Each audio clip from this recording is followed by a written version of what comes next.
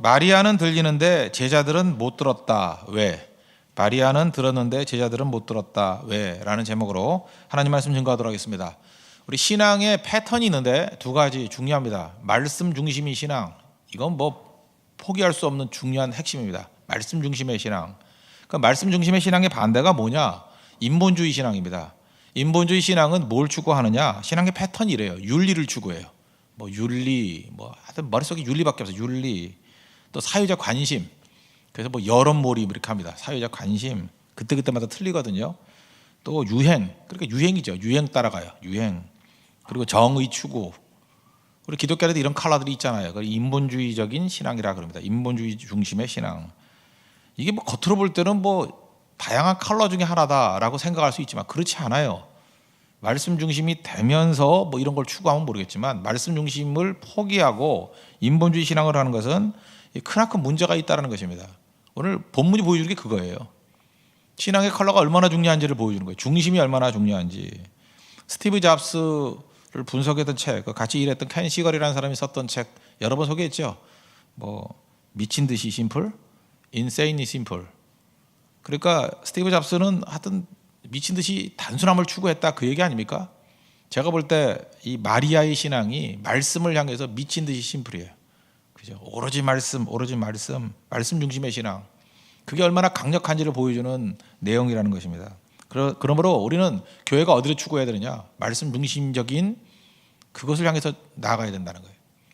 교회를 결정할 때 어떤 결정을 해야 됩니까? 말씀이 들리는 곳, 말씀이 살아있는 곳, 말씀이 있는 곳. 집을 고를 때 어디를 골라야 돼요? 말씀이 들리는 곳, 말씀이 가까운 곳, 말씀이 뭐 좋은 곳. 하여튼 우리 모든 판단의 중심이 말씀 중심이 되면 무조건 살아나는 거고, 그거 아니라 그러면 시간 지나 보십시오. 다 시들시들해진다는 것입니다. 오늘 본문 한번 살피겠습니다. 차례대로 한번 쭉 살펴보죠. 첫 번째는 목적이 분명한 삶은 행복하다. 이 메시지를 붙들 수 있다고 생각합니다. 1절과 2절 보십시오. 이틀이 지나면 유월절과 무교절이라 대제사장들과 서기관들이 예수를 흉계로 잡아 죽일 방도를 구하며 이르되 밀란이 날까 하오니 명절에는 하지 말자 하더라. 예수님 먼저 보십시오. 예수님의 목적이 뭐였습니까? 십자가 지는 것입니다. 예수님은 지금 죽음을 향해 나아가고 있잖아요. 앞부분에 쭉 나오죠. 지금 고난주간인데 그 십자가를 향해 나가는 마지막 주간입니다. 예수님의 그 사역의 반 정도가 십자가를 향해서 일주일 동안의 기록이에요. 그러니까 일주일 십자가를 위해서 오신 거죠. 죽기 위해서 오신 겁니다. 왜 죽기 위해서 오셨죠? 우리를 살리기 위해서, 죄인들을 구원하기 위해서. 그러니까 예수님의 목적은 명확했다는 것입니다. 그런 의미에서 예수님은 행복한 사람이에요. 우리도 마찬가지입니다. 이 땅을 살아갈 때 그 뭐 얼마나 돈이 많은가, 얼마나 명예가 있고, 얼마나 영향력이 있는가, 그게 행복일까? 만나 보십시오. 별로 행복하지 않아요. 그런데 사람들을 보면은 내가 이 땅에 왜 왔는지, 내 사명이 무엇인지, 내가 뭘 해야 되는지 아는 사람이 있어요. 행복한 사람입니다. 명확히 알아요. 내가 왜 왔는지. 그거는 뭐 빈궁에 처하든 부귀에 처하든 관계없습니다. 그 목적이 명확한 사람은 행복한 사람이에요. 뭐 우리 뭐 목적이 이끄는 삶, 목적이 이끄는 교회 그랬잖아요. 그 목적, 퍼포스. 그 목적이 명확한 사람은 언제나 행복하다는 것입니다. 예수는 십자가 지시기 위해서입니다. 십자가를 지르기 위해서 이 땅에 오셨는데 당시의 세력가들, 뭐 바리새인이라든지 사두개인들, 이게 싫은 거예요. 이유가 뭐죠? 예수님이 목적하는 대로 그대로 가버리면 자기들이 힘을 다 잃어버리거든요. 이 땅에서 힘을 다 잃어버리거든요. 예수님은 구원에 관한 말씀이 영적인 거니까. 그들이 추구하는 건 무엇입니까? 지금의 조직을 사랑하고 현재를 사랑하고 이 땅을 사랑하는 거니까. 예수님이 자기들이 추구하는 것과 너무 충돌이라는 거예요. 자기의 기반이 흔들리면 사람은 공격을 해버립니다. 예수님을 막 공격했잖아요. 흉계를 꾸몄다 그랬죠. 흉계, 올무를 놨다는 것입니다. 죽이려고 결정해놓고 꼬투리 잡는 거죠. 여러분들, 우리 많은 사람이 속고 있어요. 뭐가 이렇게 걸려서 저거 공격하는 건 아니에요. 공격하기로 결정해놓고 꼬투리를 잡는 거예요. 약한 자들이 다 이런 방식으로 접근했다는 것입니다. 예수님이 죽이려고 작정을 했는데 6월절, 예루살렘 때는 보통 때 5만 명 정도의 인구가 있었답니다. 근데 6월절에는 30만 명 정도가 온대요. 많이 오잖아요. 명절 때 오니까. 그때 예수님이 인기가 있었기 때문에 그 종려주일에 올 때 보십시오. 다윗의 자손으로 오시는 이여 호산나 하면서 막 인기 좋았잖아요. 그죠? 그러니까 인기 좋다는 생각을 갖고 있었다고요. 그러므로 6월달은 죽이지 말자. 그러다 전격적으로 십자가에 달린 거라고요. 그런 그 생각을 했다는 것입니다. 왜? 밀란이 일어날지도 모른다. 여기서 자기 자신의 이익을 위해서 뛰는 사람과 또 하나 목적이 분명한 예수님의 길과 하늘과 땅 차이죠. 우리도 마찬가지예요. 예수님의 제자들, 예수님을 따르는 자들이라 그러면 예수님과 같이 목적이 명확한 인생이 돼야 됩니다. 이 땅에 왜 왔는지. 우리 신앙의 목적이 뭐예요? 생명 풍성이었고 또 다른 양들을 주께로 이끄는 거. 그러니까 선교죠. 우리가 그 램이라고 그러잖아요. 리바이벌 예배드리고 그 다음에 에듀케이션 교육하고 우리 후손들을 그 다음 미션 땅끝까지 이르러 복음 증거하는 거. 목적이 명확하면 절대 흔들리지 않습니다. 여러분들 예수님과 같이 목적을 향해서 나아갈 수 있는 우리 하나님의 신실한 종 되기를 바랍니다. 여기 소개되는 사람을 보면 두 번째 메시지는 받은 은혜를 감사하면 감사는 머무르게 만드는 힘이 있다는 거예요. 이 감사하는 사람들이 쭉 얘기가 나옵니다. 3절 보십시오. 예수께서 베다니 나병 환자 시몬의 집에서 식사하실 때 한 여자가 매우 값진 향유 그 순전한 나드 한 옥합을 가지고 와서 그 옥합을 깨트려 예수의 머리에 부으니. 베다니는 예루살렘에서 서쪽으로 그리 멀리 떨어지지 않습니다. 걸어서 뭐 한 30분 정도 걸리는 거리예요. 그러니까 가까이 있는 곳입니다. 예수님께서는 예루살렘에서 이렇게 일 보시고 꼭 잠은 베다니 가서 잤습니다. 그러니까 멀지 않으니까. 베다니는 왜 갔지요? 친구 집이기 때문에. 여러분 잊지 마십시오. 예수님도 친구가 있었습니다. 예수님도 마음 편한 곳에 가서 잤지 아무 데나 자지 않았다는 거예요. 그 마음 편한 친구 집이 누구예요? 나사로, 마르다, 마리아가 살고 있는 집, 베다니 집. 그래서 예수님이 제일 좋아하는 게 베다니예요. 베다니. 그래서 옛날에 이장교회 있을 때도 그 교육관을 짓고 난 다음에 베다니 같이 됐으면 좋겠다. 예수님이 베다니를 제일 편안하게 여겼거든요. 베다니.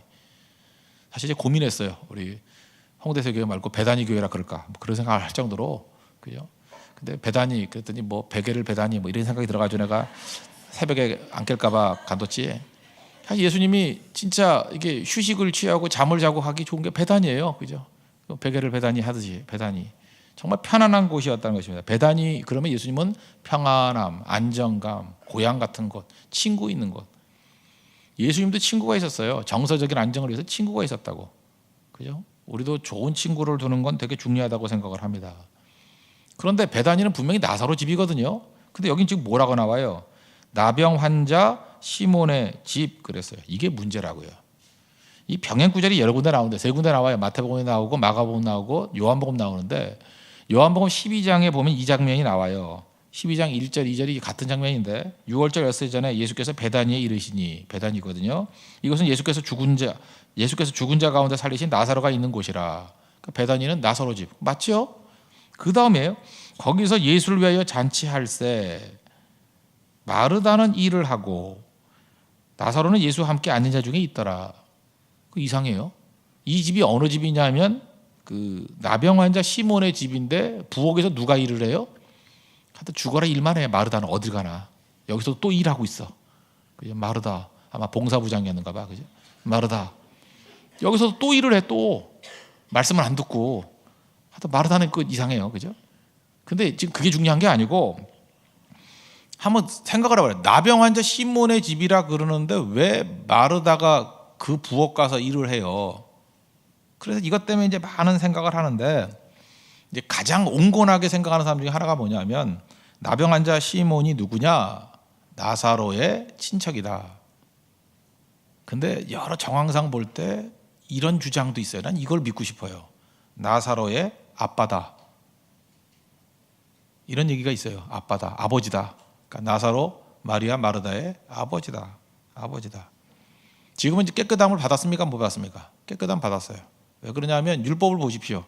나병 환자는 누가 가까이 오면요, 가까이 못하게 따로 떨어져 살게 돼 있고, 가까이 오면 부정하다 하면서 돌 던져야 돼요. 가까이 못 오게.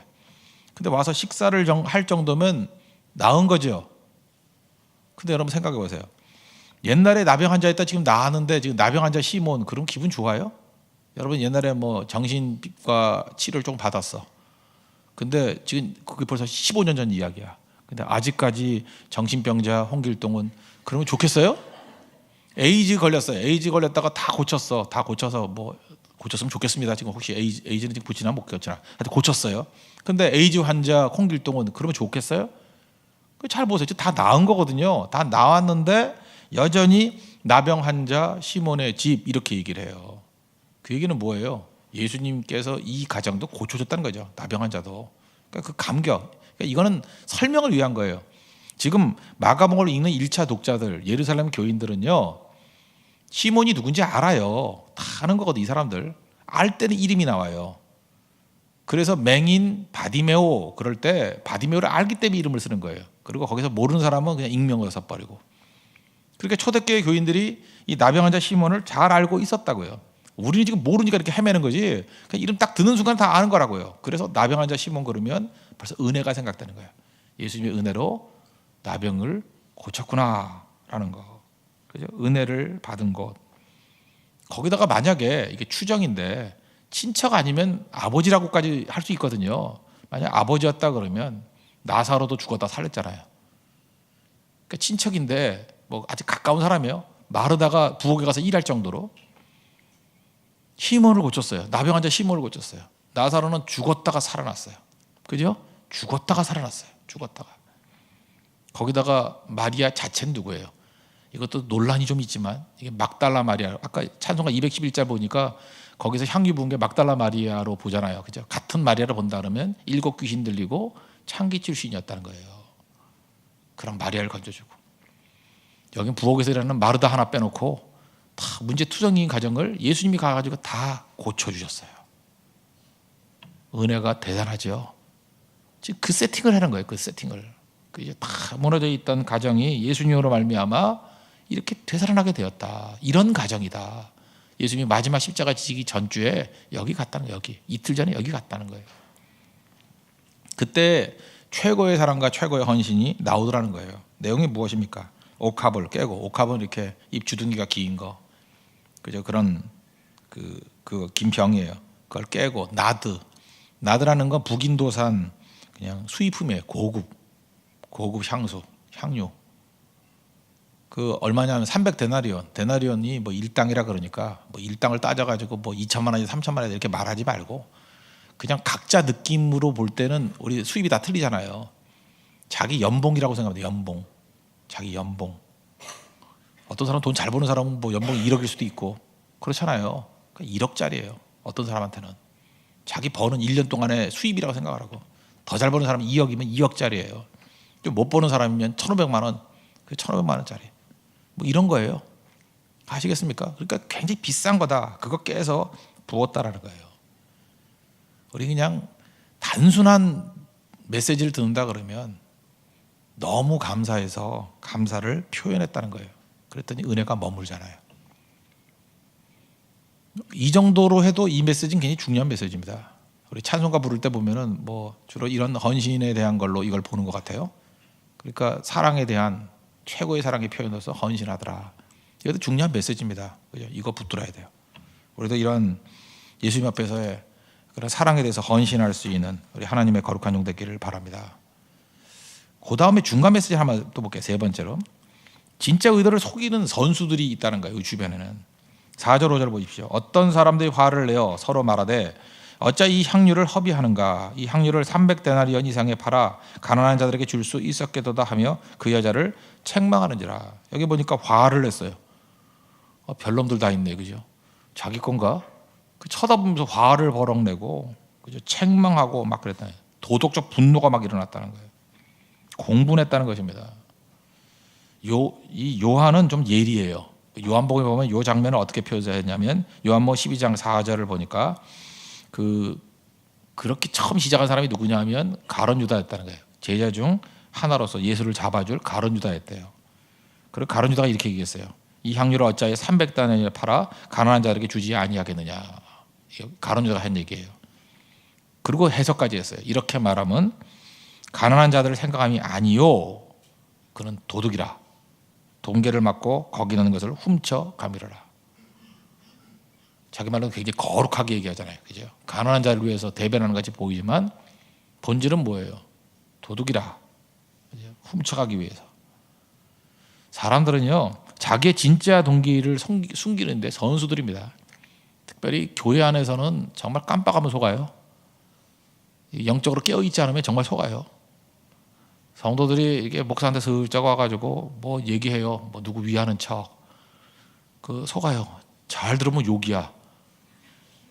근데 결국은 뭐 기도 제목 같은데 욕이야. 뭐 그런 거 있죠. 또 사기 무지 쳐요. 저는 누구한테 말한 적도 없는데 뭐 내가 뭘 그랬대. 인용보 딱 해가지고 또 사기를 쳐. 아주 이거 마귀 사촌 같은 사람 되게 많아요. 그죠? 저는 누구한테 얘기 잘 안 해요. 그러니까 그런 소리 다 뻥이야. 그거 믿지 말아요. 전부 다. 뭐 그런 것들. 그렇게 의도를 속이는 것들. 이런 것들이 무지무지하게 많다고. 여기 보세요. 가룟유다. 가룟유다가 이러고 있잖아요. 우리 안에 그런 죄성들이 다 있어요. 아전인수격으로 해석하고 이용해 먹고 호가호위하고 이런 것들이 있다라는 것입니다. 종교적 언어의 천재들이죠. 저는 이렇게 생각해보세요. 가룟유다 입장에서 놓고 볼 때 가룟유다 자기가 자기를 속일 수도 있다고 생각해요. 자기가 자기를 속이는 거예요. 자기는 의롭다고 생각하면서. 이거 말할 때는 의로움을 느꼈을 거야. 막 가슴도 벅차오르고 내가 얼마나 가난한 사람을 생각하는지 아느냐. 막 진짜 분노가 일어날 수도 있어요. 그 분노가 돈 때문에 생기는 분노지만 느끼기로는 자기 속이거든. 이건 가난한 사람 돕지 못해서 하는 분노야. 이렇게 속일 수도 있다고. 지금도 우리 주변에 그런 사람 되게 많아요. 그때 예수님이 뭐라 그래요? 예수님이 속을 보시거든요. 사람은 속일 수 있고 자기 자신은 속일 수 있습니다. 그러나 예수님 못 속여요. 6절 7절 보십시오. 예수께서 이르시되 가만두라 너희가 어찌하여 그를 괴롭게 하느냐 그가 내게 좋은 일을 하였느니라. 원문을 보면 아름다운 일을 하였느니라. 아름다운 일. 가난한 자들은 항상 너희와 함께 있으니 아무 때라도 원하는 대로 도울 수 있거니와 나는 너희와 항상 함께 있지 아니하니라. 우리는 많은 순간에 누구를 비난하고 내 의견을 표명하는 걸 통해서 나를 주장하려고 그래요. 여기 보세요. 자기는 돈 10원 하나 쓰지 않으면서 향유를 이렇게 쏟아붓는 모습을 막 비난하는 걸 통해서 내가 얼마나 구제를 좋아하는 사람이냐 이걸 드러내고 있잖아요. 자기는 구제 해 안 해요? 안 해요. 그래서 구제를 좋아하는 사람. 내가 얼마나 가난한 사람을 생각하는 사람이지 않느냐. 나는 선량한 사람이다. 선량하다는 거 자기 희생이 있어요 없어요? 전혀 없어요. 말만 앞세우고 선량한 사람이다. 의로운 사람이다. 말로 다 해먹고 있어요. 예수님께서 그냥 전곡을 찌르죠. 니네 주변에 가난한 자 맨날 있잖아. 그렇게 구제 좋아하면 가서 도와. 그 얘기예요. 그죠? 지금도 마찬가지입니다. 뭐 선교가 어떻고 구제가 어떻고 백날 얘기하면 선교할 때 지천에 깔려 있잖아. 그런 소리 집어치우고 선교 너나 가서 해. 구제할 사람 지천에 깔려 있잖아. 너 얼마나 했니? 한번 그 구제 목록 좀 보고 싶어. 그거 얘기해 보라고요. 하나도 없어요. 하나도. 그러니까 자기 거는 하나도 하지 않으면서 남 얘기하고 있는 진짜 의도를 속이는 선수들이 주변에 많이 있다는 것입니다. 딴소리 하지 마십시오. 우리 교회 안에서도 그래요. 교회 안에서도 보면은 뭐 헌금을 절약해야 된다느니 우리 교회 얘기는 아니야. 옛날 얘기야. 옛날 얘기. 뭐 우리 교회 뭐 그럴 일도 없겠지만 좀 이렇게 액수가 많았거든요. 근데 교회가 절약해야 된다느니 뭐 이러면 굉장히 그 재정 전문가들이 많아요. 그 뭐 은행 쪽에 있고 막 이래가지고 그래서 체크 딱 해. 그래서 뭐 5만 원, 10만 원 쓰는 거 갖고 시비 걸고 막 그래요. 그래서 지는 자동차 1억짜리 빼고 헌금은 제대로 하지도 않고 그게 뭐예요? 자기 진짜 의도를 속이는 선수들이죠. 그걸 보는 순간에 야 인간이 얼마나 악한 존재이고 저게 하나님 앞에서 얼마나 문제가 있나. 근데 그 사람만 그런 거 아니에요. 뭐 나도 그렇고 다 그래요 우리 인간이. 그래서 하나님 앞에 정직히 그거보다 중요한 것은 없다라는 것입니다. 남의 일에 궁시렁대지 마십시오. 그죠?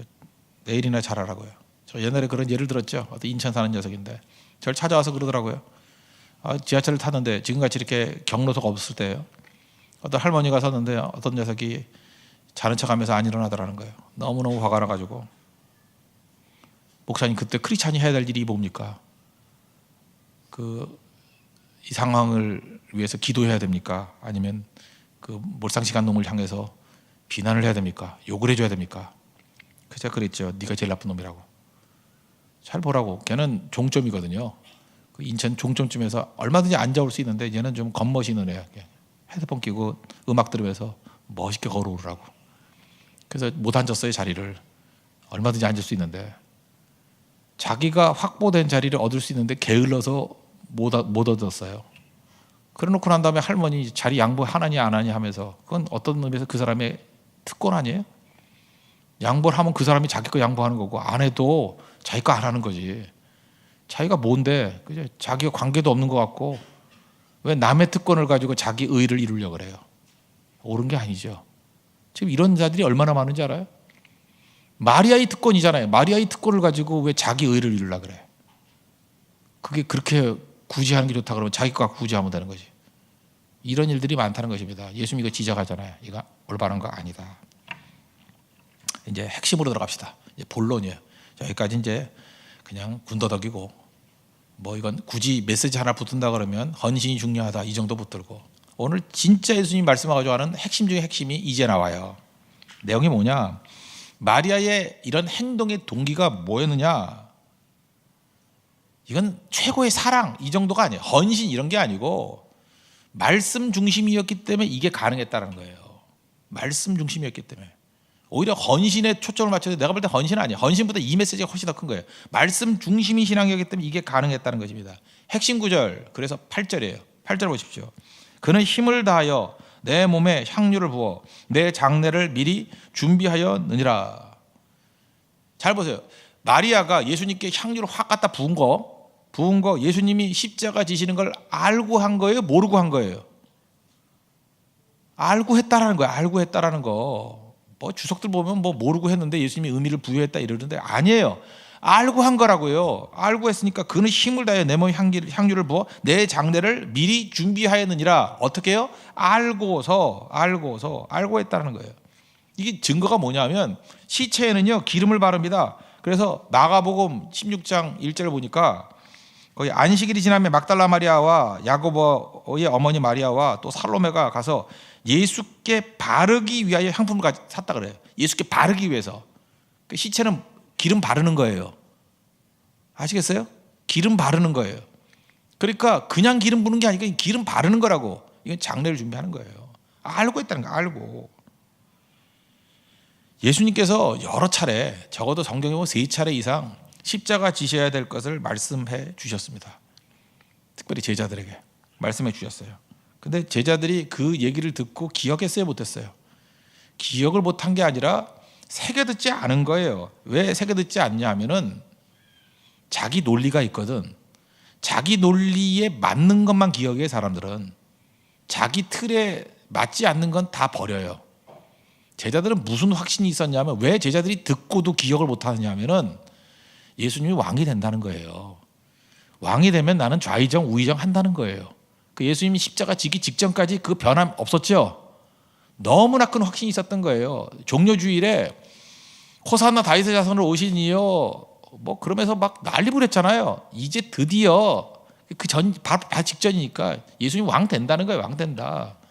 그러므로 왕 되면 나는 이제 한 자리 할 거야.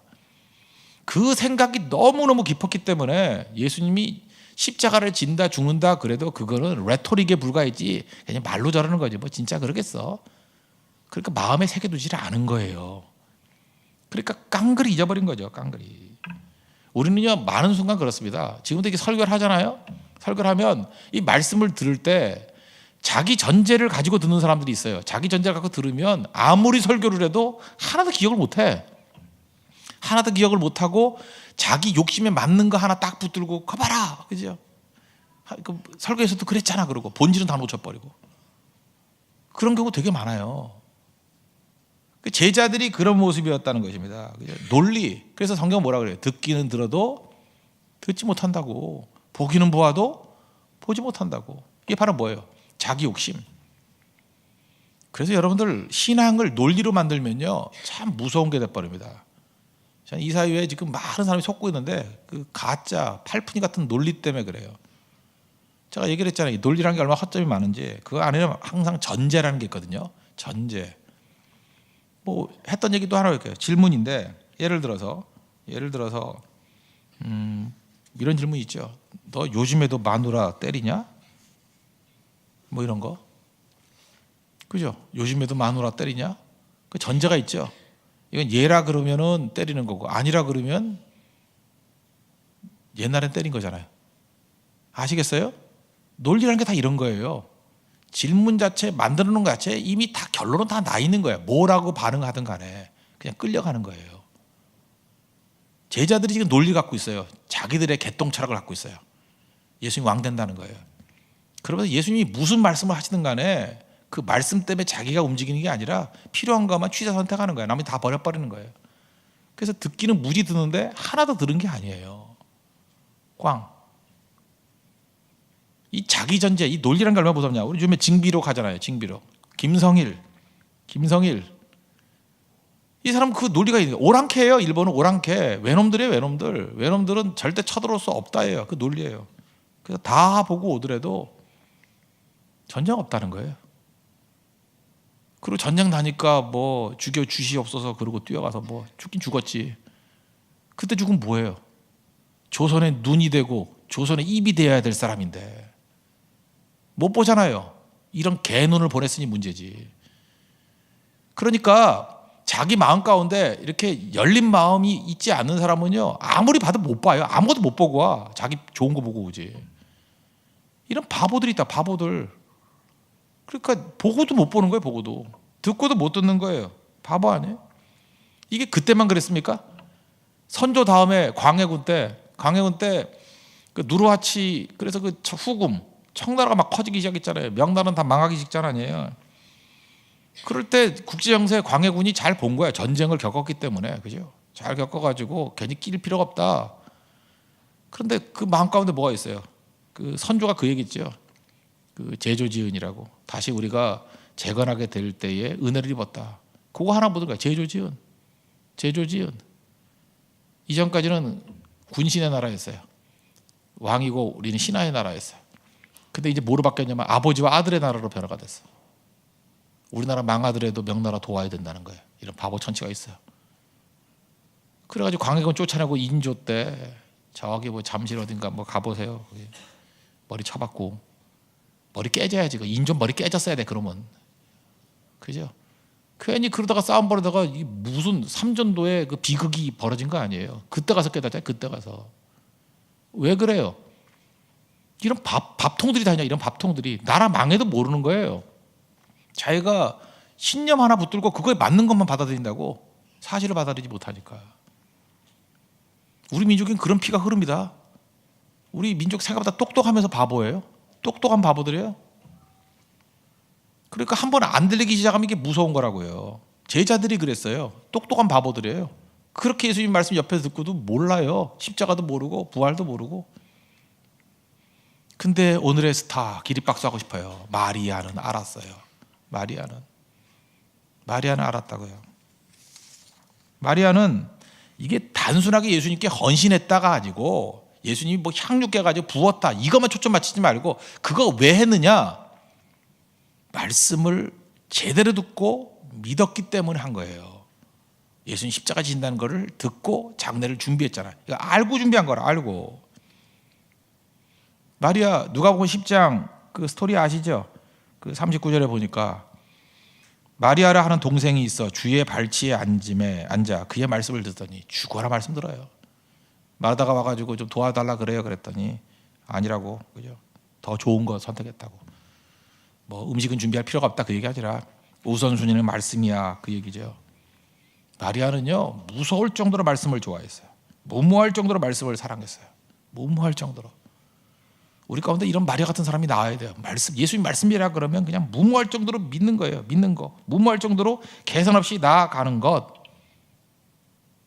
그래서 마리아는 예수님 말씀을 듣고 그냥 이해한 거예요. 예수님 십자가 지실 것이다. 그리고 장례를 준비하잖아요. 그리고 그게 얼마나 중요한 가치인지를 예수님 말씀하셔서 알아들었기 때문에 향유를 깨서 갖다 부은 거예요. 그러니까 방향이죠. 방향이 명확하니까 헌신이 흐트러짐이 없어요. 우리는 방향도 모르면서 헌신만 있어. 그러니까 열심은 있는데 방향 없는 열심이에요. 마리아 같은 믿음이 돼야 돼요. 명확한 십자가 거기에 쏟아 부어야죠. 모든 능력을. 모든 은사를 쏟아 부어야죠. 그러니까 승리하죠. 그래서 8절 보세요. 그는 힘을 다하여 그랬잖아요. 최선을 다하여 내 몸에 향유를 부어 내 장례를 미리 준비하였느니라. 예수님이 힘을 다해서 십자가를 향해서 나아가듯이 마리아도 예수님하고 보조를 맞춘 유일한 여자예요. 유일한 사람이에요. 힘을 다하여 십자가에 같은 보조를 맞추잖아요. 예수님 십자가에 대해서 이해한 유일한 사람이라고요. 마리아밖에 없었어요. 말씀 중심인 사람만이 이게 가능하다는 것입니다. 그래서 9절에 내가 진실로 너에게 이르노니 온 천하에 어디서든지 이 복음이 전파되는 곳에는 이 여자가 행한 일도 말하여 그를 기억하리라. 복음 전파에 이 여자 얘기를 포함시키라는 거예요. 이게 무슨 뜻일까요? 복음이 뭡니까? 우리 비전 찬양이 있죠. 우리 보좌 앞에 모였는데 십자가에서 쏟으신 그 사랑. 예수님께서는요, 우리를 사랑하시고 우리를 구원하기 위해서 모든 걸 다 쏟았어요. 그죠? 피를 쏟고 사랑을 쏟고 모든 걸 다 쏟아 부었다고요. 그게 십자가의 복음이죠. 거기 플러스 예수님이 우리를 위해서 다 쏟아 부었다는 거예요. 플러스 마리아는 그 예수님을 향해서 자기의 모든 걸 다 쏟아 부었어요. 이게 복음의 완성이라는 거예요. 예수님이 우리를 향해서 쏟아 부었듯이 우리도 예수님을 향해서 쏟아 붓는 것, 이게 같이 보조를 이루어야 되는 것이다. 아시겠어요? 그냥 쏟아 부는 게 아니라 예수님 쏟아 부은 거를 정확히 깨닫고 나도 쏟아 부는 거예요. 십자가의 내용과 말씀의 중심적인 신앙이 있어야만 헌신이 가능하다는 것입니다. 그러지 않으면 십자가의 원수돼요. 베드로이 열심히 해보면 뭐 할 거예요? 사탄아 내 뒤로 물러가라 그러잖아요. 너는 하나님의 일은 모르고 사람 일만 생각한다고. 마리아 같은 헌신이 있어요. 마리아 같은 헌신. 아무것도 모르면 헌신은 아닙니다. 그건 십자가의 원수예요. 말씀 중심이 반드시 돼야 승리할 수 있다는 것, 이걸 보여주고 있습니다. 그러면 오늘 이 본문 말씀을 통해서 우리가 알 수 있는 게 뭐예요? 마리아 그러면 향유께는 헌신만 생각하지 마십시오. 그런 말씀을 명확히 깨달았던, 예수님 말씀이라 그러면 insanely simple, 미친 듯이 심플로 믿고 따랐던 여인이었다. 그런 말씀의 사도였어요. 그걸 붙들어야 된다는 것입니다. 그런데 이 믿음 붙드십시오. 에피소드, 인본주의 신앙의 몰락, 가룟 유다. 10절 11절 보십시오. 위기 순간에 한 방에 갚아려요. 10절 11절. 12 중에 하나인 가룟 유다가 예수를 넘겨주려고 대제사장들에게 가매 그들이 듣고 기뻐하여 돈을 주기로 약속하니 유다가 예수를 어떻게 넘겨줄까 하고 그 기회를 찾더라.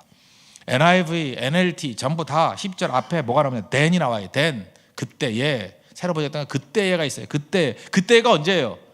예수님이 십자가 진다라는 것을 확실하게 얘기할 때 이제 다 알았죠?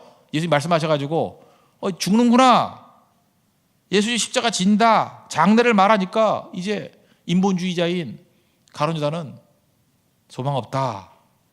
언제예요? 위기 순간, 어려움 올 때. 우리 인생도 마찬가지예요. 위기 순간, 어려움이 오면요, 말씀 중심인 사람은 헌신으로 가고요, 인본주의자들은 배신으로 가요.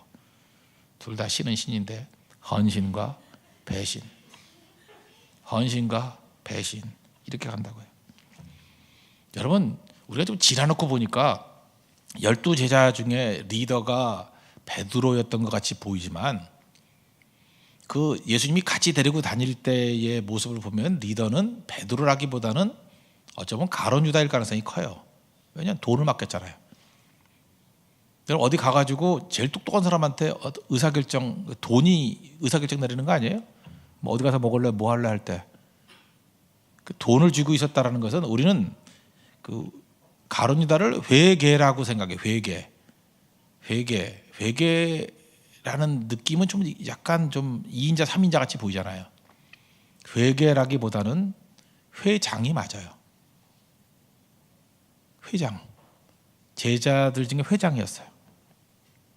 근데 그는 인본주의자였어요. 말씀 중심이 아니었어요. 그랬더니 얼마나 비참해집니까? 이거 아니다 싶으니까 우르르 무너지는데 은 30에 예수님 팔아먹었습니다. 은 30. 뭐 어떤 학장 그래요. 은 30이 3만 원 정도 되는데 3만 원. 3만 원에 예수님 팔아먹었어요. 30불. 3만 원에. 우리 잘 보면요, 가룟 유다 같은 자들 되게 많아요. 별것도 아닌 일에 배신해요. 뭐 죽고 살 일에 배신하면 내 말도 안 해. 별것도 아닌 일에 배신해. 예를 들어서 뭐 그거 하면, 그렇게 예수님 뜻대로 따르면 출석 체크한대, 학교에서. 그래서 배신해요. 그게 믿는 거예요? 그거 하면은 욕 좀 먹는데, 그래서 난 욕 먹는 거 싫어서 안 한대. 그 배신이죠? 아니에요? 옛날 학교 다니면 그래요. 거기 예배 가면은 학점 떨어진대. 내가 예수 믿는 게 뭡니까? 죽음도 불사하는 거 아니에요? 지금도 여러분들 지금 계속 가룟유다 같은 자들을 보면요, 뭐 그거 하면은 뭐 돈에 손해를 봐, 뭐 욕 먹어, 뭐 학점 덜 나와, 뭐 좀 지장이 있어. 예수 믿다 보면요 지장 많아요. 죽음의 위기까지 와요. 그래서 가짜들 다 나오는 거예요. 가짜 말씀 중심적인 신앙이 아닌 것들은요 다 떨어져 나가요. 다 그때 다 갚아버려요. 음삼십 뭐예요? 별것도 아닌 일에 배신해. 가소로워요. 가소로워. 어떻게 저런 거 갖고 저러나. 지금도 보세요. 교회 떠나는 사람 보면 별것도 아닌 말에 삐져. 별것도 아닌 일에. 왜 그런지 알아요? 가짜였다는 뜻이에요. 인본주의자였던 뜻이에요. 말씀 중심이 아니었기 때문에 그래요. 그래서 엉뚱한 데 가가지고 무슨 배교하고. 가룟유다가 보여주는 중요한 메시지입니다. 처음 얘기죠. 신앙은 중심이 있어야 되는데 말씀 중심이 돼야 된다는 것입니다. 오늘 이 메시지 전체 가장 중요한 핵심은 우리가 보통 말하는 오해예요. 마리아의 헌신, 향유께서 갖다 붓자, 우리도 갖다 붓자. 그 주 메시지 아닙니다. 마리아가 왜 중요하냐? 마리아가 갖다 부었기 때문에 뭐 복음이 전파되는 곳마다 이 여자가 했는 일도 같이 전파되다 그 얘기가 아니고, 마리아는 예수님의 말씀을 제대로 알아들었던 유일한 사람이었다는 거예요. 왜냐? 선입견 없이 들었기 때문에. 예수님 말씀이라고 하면 그대로 받아들이고 아멘 그렇게 될지어다 그랬다라는 거예요. 그래서 듣기는 들어도 알아들었어요. 그래서 제자들은 훨씬 더 많이 들었을 거 아니에요. 이놈들은 그렇게 듣고도 자기 전제, 예수님 왕 될 거라는 전제 하나를 붙들고 들어도 모르더라는 거예요. 우리가 그럴 수 있다라는 거예요. 그래서 마리아 같이 되자는 거예요. 잘 듣자. 들으니까 명확히 알잖아요. 방향이 정해졌잖아요. 그러니까 힘을 다해서 깨서 부을 수 있어요. 이거는 흔들림이 없다고. 이게 명확하니까. 말씀 듣고 명확하니까. 명확할 때 헌신이 나오는 거예요. 그래서 깨서 부을 수 있다는 것입니다. 복음은 이 두 가지가 합쳐지는 거예요. 방향과 힘을 다함. 이게 바른 신앙이라는 것입니다. 오늘 신앙을 제대로 점검하고 우리도 마리아 같은 그 신앙으로 승리할 수 있는 우리 하나님의 거룩한 종 되기를 바랍니다. 예수님 날 위해서 다 쏟아부으셨습니다. 우리도 예수님 위해서 다 쏟아붓는 최상의 헌신이 있는 믿음의 종 되기를 바랍니다. 자리에서 일어나겠습니다. 비전 찬양하겠습니다. 우리 보좌 앞에 모였네.